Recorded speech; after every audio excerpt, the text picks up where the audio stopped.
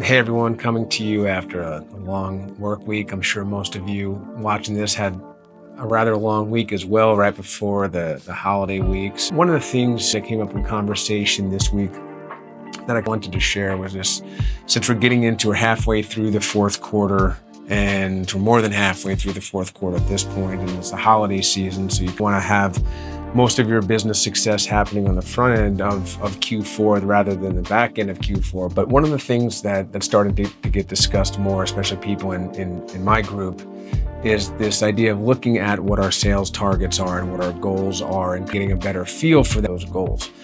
And a lot of sales reps put an awful lot of effort and bandwidth and just thought into figuring out why their goals are unattainable in Q4, or why the goals that were given to them are completely unrealistic for Q4. And one of the concepts I've been trying to convey to my team members and the people that I talk to is that the number has been established long before this quarter, especially if you are in a business where it's their yearly targets chopped up quarterly, but yearly targets have been established a long time ago.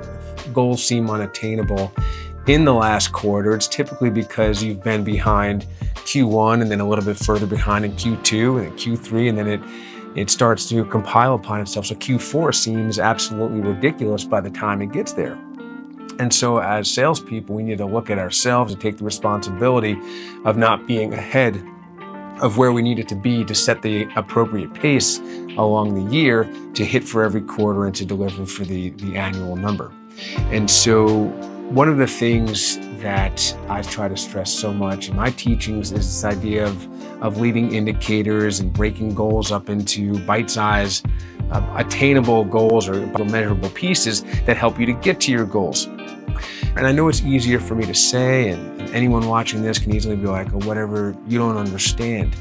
And you're probably right. I probably don't understand. But I will tell you this, that if you took all of that time and effort and capacity that the average rep puts into talking about why goals are unattainable, and put that energy and passion and dedication into figuring out ways to, even though they might seem difficult, to achieve those quote unquote unattainable goals, you'd be much better served in setting yourself up for much more success.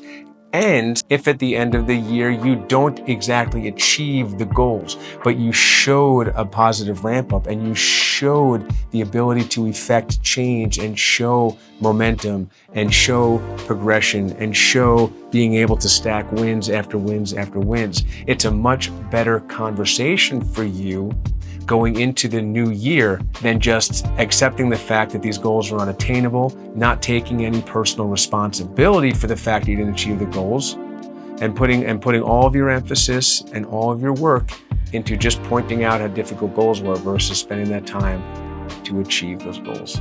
That's it. That's all I got. I'll speak to you soon. Till then, as what?